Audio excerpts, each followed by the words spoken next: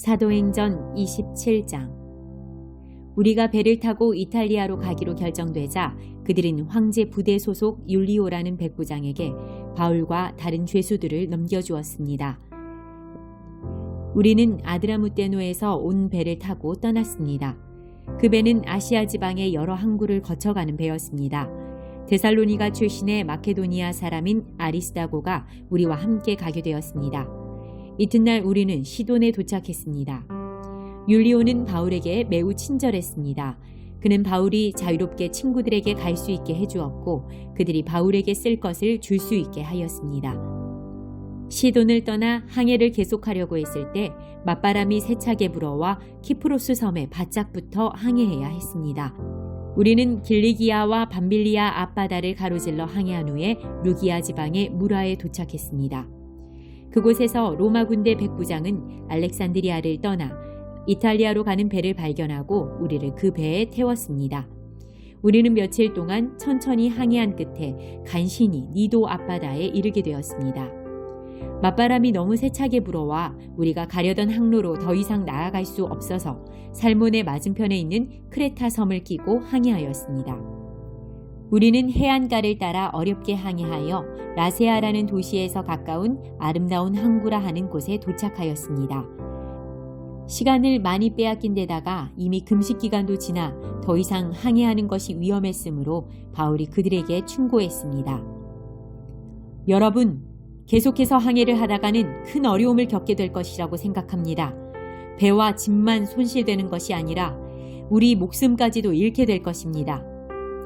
그러나 백부장은 바울의 말을 듣기보다는 선장과 선주의 말을 더 믿었습니다. 그 항구는 겨울을 보내기에는 적당하지 못한 항구였기 때문에 사람들은 대부분 그곳을 떠나 베닉스에 가서 겨울을 보내고 싶어 했습니다. 베닉스는 크레타 섬에 있는 항구 도시인데 남서쪽과 북서쪽을 향해 위치한 곳이었습니다. 마침 남쪽에서 순풍이 불기 시작하자 사람들은 자기들의 계획대로 되리라고 생각했습니다. 그래서 그들은 닻을 올리고 크레타 섬 해안을 따라 항해하기 시작하였습니다. 그런데 갑자기 유라굴로라고 부르는 폭풍이 섬 쪽에서 불어왔습니다.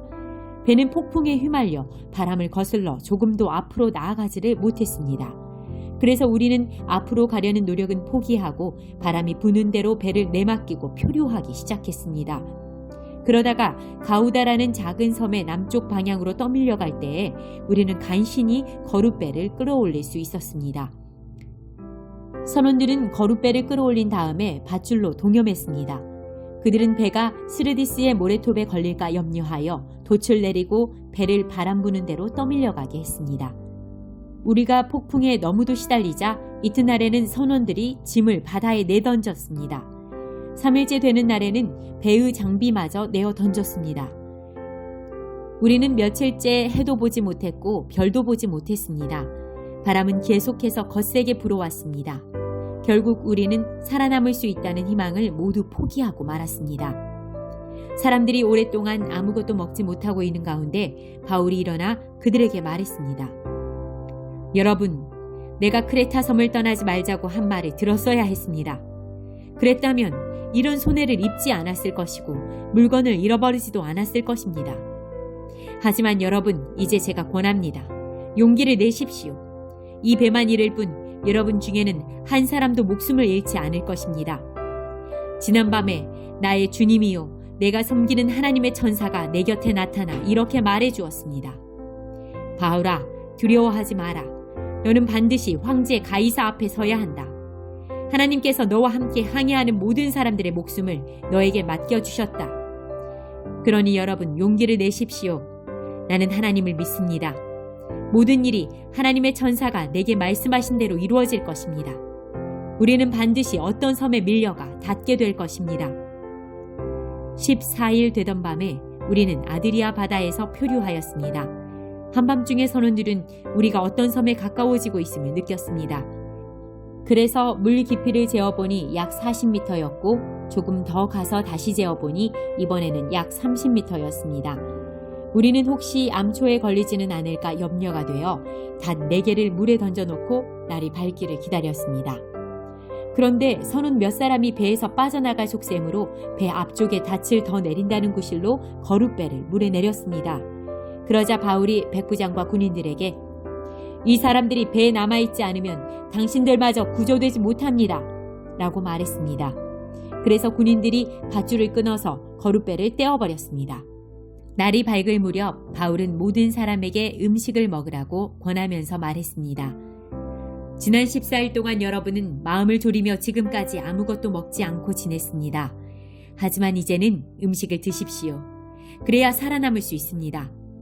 여러분 중에 그 누구도 머리카락 하나도 잃지 않을 것입니다. 바울은 이 말을 하고서 모든 사람 앞에서 빵을 들어 하나님께 감사 기도를 드리고 빵을 떼어 먹기 시작했습니다. 그러자 사람들도 용기를 얻어 음식을 먹었습니다. 배 안에 있던 사람들은 모두 276명이었습니다. 사람들은 음식을 배불리 먹고 나서 식량을 바다에 던져 배를 가볍게 했습니다. 날이 밝았습니다. 사람들은 그곳이 어느 땅인지는 알 수 없었지만 그들의 눈에 모래밭이 있는 항만이 눈에 띄었습니다. 그래서 그들은 어떻게 해서든지 배를 모래밭에 대기로 작정하였습니다. 그들은 밧줄을 끊어서 닻을 바다에 내버리는 동시에 키를 묶은 밧줄을 풀었습니다. 그리고 앞 돛을 올려서 바람을 타고 해안 쪽으로 배를 몰았습니다. 그러나 배는 두 물살이 만나는 곳에 들어가 모래톱에 걸리고 말았습니다. 뱃머리는 꼼짝도 하지 않고 배 뒤쪽은 거센 파도에 부딪혀 깨어졌습니다. 군인들은 죄수들이 헤엄쳐 도망칠까봐 그들을 죽이려고 계획을 짰습니다. 그러나 백부장 율리오는 바울을 살리고 싶어 했습니다. 그는 군인들이 죄수를 죽이지 못하도록 헤엄칠 수 있는 사람은 모두 바다로 뛰어들어 육지로 올라가라고 명령했습니다. 남은 사람들은 널빤지나 부서진 배 조각을 붙잡고 나가게 했습니다. 그들은 모두 무사히 육지로 올라왔습니다. 28장. 우리는 육지에 무사히 오른 뒤에야 그 섬이 몰타 섬이라는 것을 알았습니다. 비가 오고 매우 추웠습니다. 섬 사람들은 우리에게 분에 넘치는 친절을 베풀며 불을 피워놓고 우리를 맞아주었습니다. 바울이 장작을 한 무더기 모아다가 불에 넣었는데 뜨거운 불 때문에 독사가 튀어나와 바울의 손을 물었습니다. 섬 사람들은 독사가 바울의 손에 매달려 있는 것을 보고 이 사람은 틀림없이 살인자다. 바다에서는 살아나왔는지 모르지만 정의의 신이 그를 살려두지 않을 것이야. 라며 서로 수군거렸습니다. 그러나 바울은 그 뱀을 불 속에 떨어버렸고 아무런 해도 입지 않았습니다. 사람들은 바울의 몸이 부어오르거나 그가 갑자기 땅바닥에 쓰러져 죽으리라고 예상했습니다. 그런데 아무리 기다려도 바울에게 아무런 일이 일어나지 않자 그들은 바울을 달리 생각하게 되었습니다. 그들은 바울을 신이라고 불렀습니다. 그 근처에 그 섬의 추장인 보블리오가 땅을 소유하고 있었습니다. 그 사람이 우리를 자기 집으로 초대해서 3일 동안 친절하게 대접해 주었습니다. 때마침 보블리오의 아버지가 열병과 이질에 걸려 자리에 누워 있었습니다. 바울이 그를 찾아가 기도하고 그 사람의 몸에 손을 얹어 그를 낫게 하였습니다. 이 일이 있은 뒤에 그 섬에서 병을 앓고 있는 다른 사람들도 바울을 찾아와 고침을 받았습니다. 그 섬 사람들은 우리를 잘 대접해 주었습니다. 우리가 떠나려고 할 때 그들은 필요한 물건들을 배에 실어 주었습니다. 석 달이 지난 후 우리는 그 섬에서 겨울을 보낸 알렉산드리아 배를 타고 뱃길에 올랐습니다. 그 배의 앞에는 쌍둥이 신 표시가 있었습니다. 우리는 수라구사에 배를 대고 3일 동안을 지냈습니다. 그곳을 떠나서는 레기온에 도착했습니다. 그 이튿날 남풍이 불어와서 그곳을 쉽게 벗어날 수 있었습니다. 이틀 만에 우리는 보디올에 닿았습니다. 거기서 우리는 신자들을 만나 그들의 초청을 받고 일주일 동안 그들과 함께 지냈습니다. 그런 뒤에 마침내 우리는 로마에 도착했습니다. 로마에 있는 형제들은 우리가 온다는 소식을 듣고 앞비오 광장과 새 여관까지 우리를 마중하러 왔습니다. 바울은 그들을 보자 용기를 얻었으며 하나님께 감사했습니다. 우리가 로마에 도착했을 때 바울은 그를 지키는 군인 한 사람과 함께 혼자 지내도 된다는 허락을 받았습니다.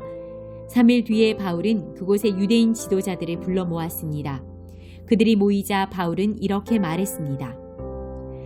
동포 여러분, 나는 우리 백성이나 우리 조상들의 관습을 거스르는 일을 한 적이 없습니다. 그런데도 나는 예루살렘에서 붙잡혀 로마 사람들의 손에 넘겨졌습니다.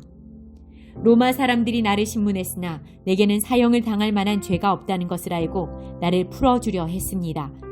그런데 그곳의 유대인들이 반대해서 나는 로마에 와서 황제에게 상소할 수밖에 없었습니다. 그렇다고 해서 내 백성을 고발하려는 것은 아닙니다. 이런 이유로 여러분을 뵙고 말씀드리고자 오시라고 했던 것입니다. 내가 이렇게 사슬에 매인 것은 이스라엘의 소망 때문입니다. 유대인들이 바울에게 대답했습니다. 우리는 아직 유대로부터 당신에 관한 어떤 편지도 받은 적이 없습니다. 또 유대로부터 온 우리 형제들 중에서 당신에 관한 나쁜 소문을 전하거나 당신을 나쁘게 말한 사람도 없습니다. 우리는 다만 당신 생각을 듣고 싶습니다. 우리가 알기로는 어디를 가도 당신 종파에 대해서 반대하는 사람이 많다고 합니다. 바울과 유대인들은 만날 날짜를 정했습니다. 그날이 되었을 때 더 많은 유대인들이 바울이 지내고 있는 곳으로 모였습니다. 바울은 아침부터 저녁까지 그들에게 하나님의 나라를 설명하고 선포했습니다.